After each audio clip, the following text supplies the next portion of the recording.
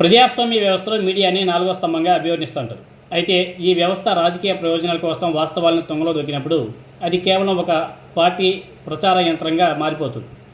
ఇటీవల కాలంలో ఆంధ్రప్రదేశ్ రాజకీయ పరిణామాలను బాగా గమనిస్తే నిరాధారమైనటువంటి ఆరోపణలను కనీస విచక్షణ కూడా లేకుండా ప్రచారం చేయడం వల్ల అనేక మీడియా సంస్థలు ప్రజల్లో తమకు ఉన్నటువంటి విశ్వసనీయత కంప్లీట్గా కోల్పోతున్నాయి. పనిగట్టుకొని దురుద్దేశంతో వ్యవస్థను తప్పుదోవ పట్టించేలా సాగుతున్నటువంటి ఈ టార్గెటెడ్ మీడియా ట్రయల్స్ న్యాయస్థానాల తీర్పుల ముందు పేక మేడల్లాగా కూలిపోతున్నాయి. ఇటువంటి నేపథ్యంలోనే రాజకీయ ప్రేరేపిత మీడియా కథనాలకి న్యాయస్థానాలు వెలికి తీసినటువంటి సత్యాలకు మధ్య ఉన్నటువంటి వ్యత్యాసాన్ని గమనించాల్సినటువంటి పరిస్థితి ఏర్పడింది. ఒక క్రిమినల్ నేరాపణలను రాజకీయ అస్త్రంగా మార్చుకొని వ్యవస్థలను దాడి చేయడం వల్ల వ్యవస్థల మీద దాడి చేయడం వెనుక ఉన్నటువంటి వ్యూహం చాలా ప్రమాదకరమైనది.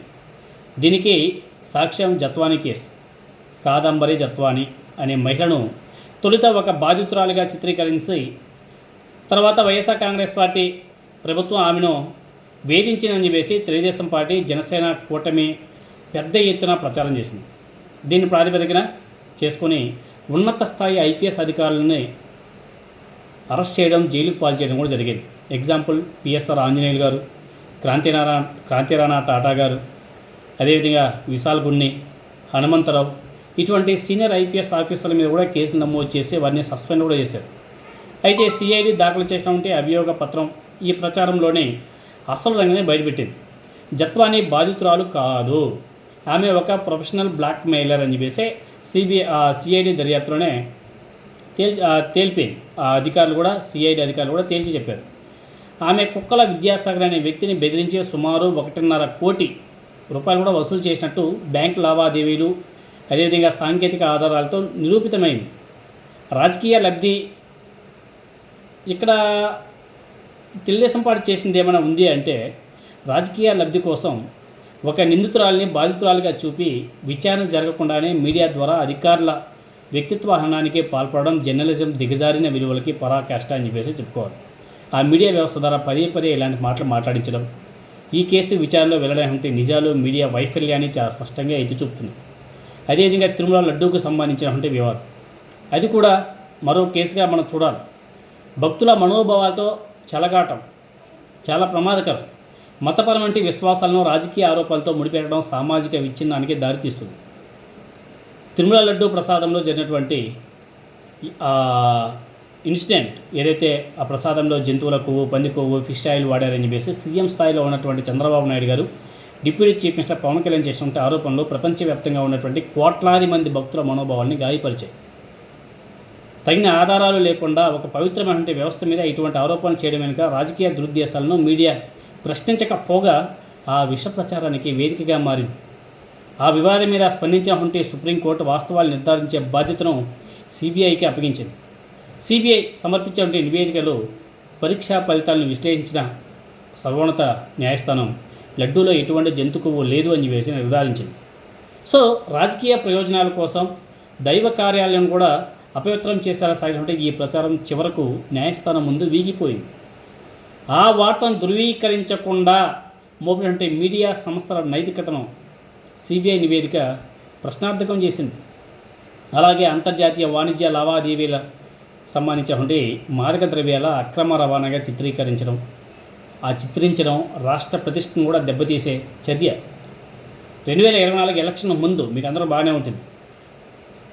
బ్రెజిల్ నుండి వచ్చేటువంటి ఒక కంటైనర్లో ఏకంగా 25,000 టన్నుల డ్రగ్స్ ఉన్నాయని చెప్పేసి దానికి నాటి ముఖ్యమంత్రిగా ఉన్నటువంటి జగన్మోహన్ రెడ్డి గారు ఆయనకు అంతర్జాతీయ మాఫియాతో సంబంధాలు ఉన్నాయని చెప్పేసి తెలుగుదేశం పార్టీ అసంబద్ధమైనటువంటి ఆరోపణలు చేసింది. 25,000 టన్నుల డ్రగ్స్ సరఫరా చేయగలరా అన్న ఆలోచన కూడా లేకుండా మీడియా కట్టుకథను తీవ్రస్థాయిలో ప్రచారం చేసింది. అయితే ఈ వ్యవహారం మీద కూడా సుదీర్ఘ దర్యాప్తు జరిపేటువంటి సిబిఐ చివరకు అది కేవలం డ్రై ఈస్ట్ అని చెప్పేసి చెబుతూ అందులో ఎటువంటి డ్రగ్స్ లేవని చెప్పేసి విశాఖపట్నం కోర్టుకి తుది నివేదికను కూడా సిబిఐ సమర్పించింది. Customs principal commissioner S Sridhar garu కూడా ఆ కంటైనర్ను విడిచిపెట్టినట్టు ధృవీకరించారు.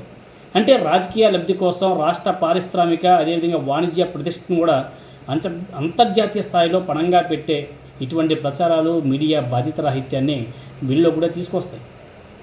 ఇలాంటి ఒకటిగా ఇంకా చాలా విషయాలు చెప్పుకోవచ్చు. మరో ఘటన ఏమైనా ఉంది అంటే వైఎస్ వివేకానంద రెడ్డి గారి హత్య కేసు.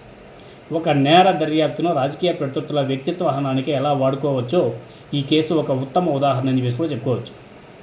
ఈ హత్యతో వైఎస్ జగన్మోహన్ రెడ్డి గారి అదేవిధంగా ఆయన సతీమణి వైఎస్ భారతి గారికి సంబంధం ఉందని చెప్పేసి మీడియాలో నిరంతరం ఏ విధంగా విష ప్రచారం జరిగిందో మనం చూసాం.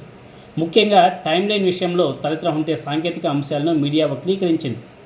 అంతర్జాతీయ ప్రామాణిక కాలం అదేవిధంగా భారత ప్రామాణిక కాలం మధ్య ఉన్నటువంటి వ్యత్యాసాన్ని తప్పుగా చూపి మరణ వార్త ముందుగానే జగన్మోహన్ రెడ్డి గారికి ఆయన సతీమణి భారతి గారికి తెలుసున్న భ్రమను సృష్టించారు.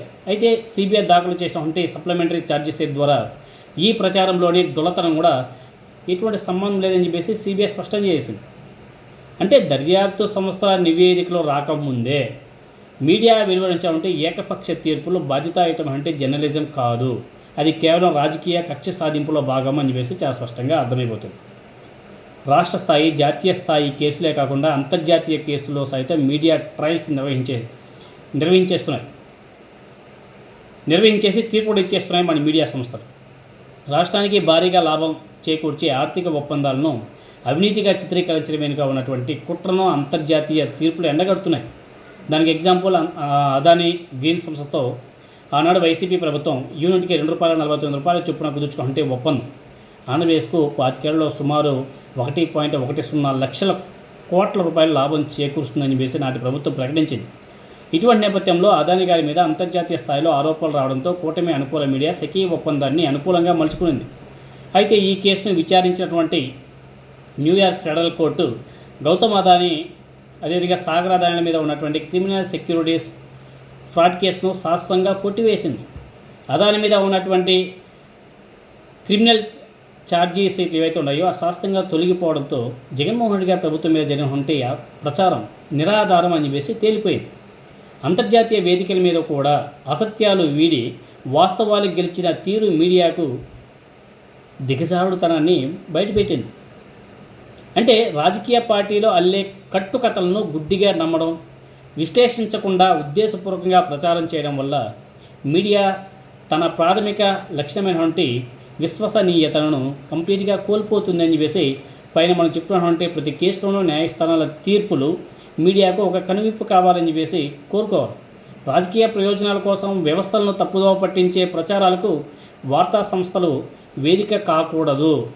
ఫ్యాక్ట్ చెకింగ్, నైతిక విలువలతో కూడినటువంటి జర్నలిజం మాత్రమే సమాజంలో మీడియా గౌరవాన్ని కాపాడగలవు. కేవలం ఆరోపణల ఆధారంగా కాకుండా వాస్తవాల ఆధారంగానే వార్తా కథనాలు ఉండాలి. లేని పక్షంలో ప్రజల ముందు మీడియా తన ప్రభావాన్ని పూర్తిగా కోల్పోవడం తప్పదు అని చెప్పేసి చాలామంది విశ్లేషకులు అభివర్ణిస్తున్నారు. వాస్తవమే జర్నలిజం యొక్క అంతిమ విజయం కావాలి పౌర సంఘాల నుండి కూడా వినిపిస్తున్నటువంటి మాట. మరి మన మీడియా సంస్థలో ఆ దిశగా ఎందుకు అడుగులు వేయడం లేదో మనకైతే అర్థం కాదు. వాళ్ళ యొక్క విశ్వసనీయతను కంప్లీట్గా కోల్పోయే పరిస్థితి వచ్చింది. ఎందుకు అందరూ కూడా సోషల్ మీడియాని ఎన్నుకున్నారంటే ఈ మీడియా అంతా కూడా రాజకీయ ప్రేరేపణతో రాజకీయ పార్టీలకు తొత్తులుగా మారడం వల్ల అందరూ కూడా ఇప్పుడు సోషల్ మీడియాని నమ్ముకోవడం జరిగింది.